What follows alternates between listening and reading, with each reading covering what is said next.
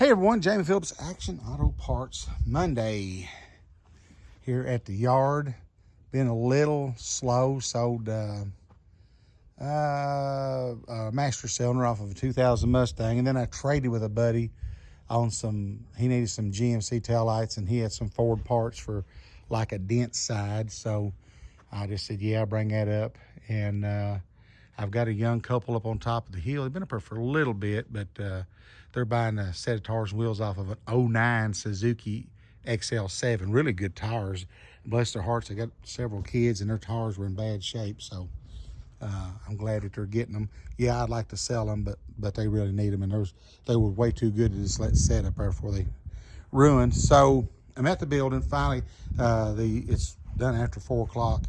Local lumber yard brought me up some insulation for the building, and I was gonna go get it this morning. I just didn't have time.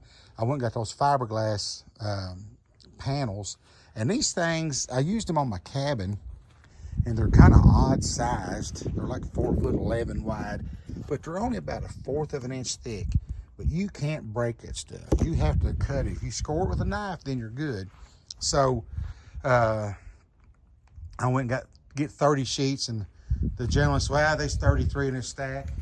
You can have them. And so that was $120. But $4 a panel is worth that. And then, holy guacamole, the insulation for the walls and the ceiling, and some roofing nails to tack those on with, and another utility knife. That was $500. It just ain't nothing cheap, I tell you. But I was really wanting to work on this today, but I couldn't go get it, and they just was able now to bring it up, so that's kosher. But I'm gonna try to get in here. If I can hold up, I've got my back, like I know I keep saying that like a broken record, but it's kind of still bothering me pretty good. But if I can get this cleaned out, swept out, I may come back out. Well, I'm definitely gonna put the insulation in here. I can leave the board outside, but I'd like to have started insulating tonight, but I may just wait till tomorrow. I think it's a chance of rain, so I'm gonna try to get the insulation at least in here. The boards, it can get wet. They were outside when I got them, but then I'd have to wait till they dry off, or hopefully some of those down in the center part would be dry to put them up. But what it'll do is, once it's insulated and I use those boards, which I'm gonna take that piece of OSB down, I can take my plug covers off and, just like I said, take a utility knife, cut it, and put that up there. And you can, since it's so thin, you can actually overlap it a little bit, and that's just gonna give you that extra little seam of trying to stop some cold air or whatever coming in. But I'd like to at least get all the walls done. I'll have to have somebody help me do the ceilings, because I just think I can't do it right now by myself. But that will really make a big difference in here once it's got a ceiling and those walls in white. Then I go one night this week or whatever to Lowe's, find me a LED light for the ceiling, and get my outside lights. But eventually I want to put barn tin or something up in here. But if I don't get to do that, even if it's spring, that's still going to give me a good surface that you're not going to, that insulation, that dust, if you put a heater in here, fiberglass dust can be blowing out. And these sheets it's not going to come loose on them like the bat insulation. So, and that's a craft back, or paperback, some calls it, or something that says faced insulation.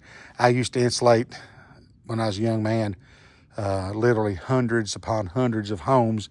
And we always called it craft back at the time.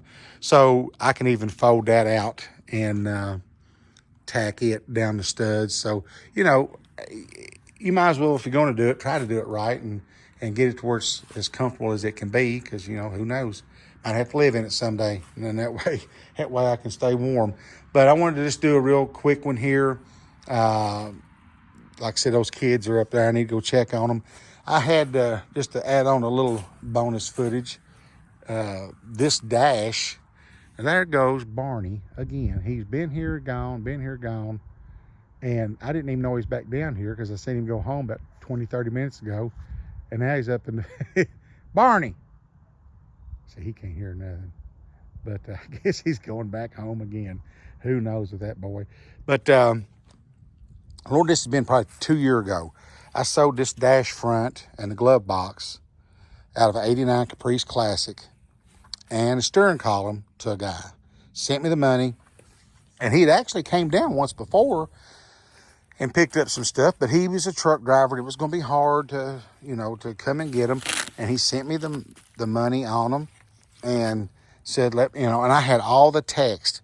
And I said, well, when I get them ready to go, I'll let you know what the shipping's going to be. And he's like, give me the totals. I'll send you the money and you can ship them out.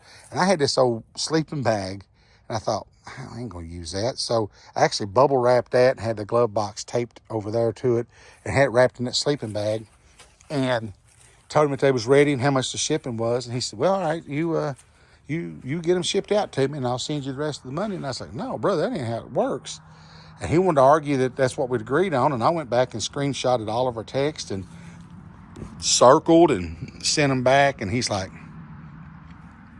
I'm not sending you no more money. And I said, well, I ain't sending you the parts. And you lost your money. I said, please don't do that. Come and get them if you don't want to spend no more money, or send me the money and I'll ship them. And he just was kind of got turned butthole-ish about it. And I said, well, all right. And so they were in boxes in the back, and other people that used to be employed here was told to put them up and they never did. And I thought they were covered up and I found out that they weren't. So, it's plastic. It didn't hurt the thing, but the box was just all wet. So, got a guy in Memphis interested in it, so I had to open it up and kind of show him, and he wants me to figure out what shipping would be to ship it to Memphis, Tennessee. So I really didn't want to do that, but sometimes you got to. Bigger, longer pieces just got where it's high to ship, and I hate messing with them, but I guess we'll see. Anyway, that's going to do it. There's my insulation. There's my insulation board. And there's my building. Now, if all of that was installed, man, I would be flying high. Give me a thumbs up, please. If you don't care, leave that comment. The comments are always appreciated, as well as the thumbs up and your subscription.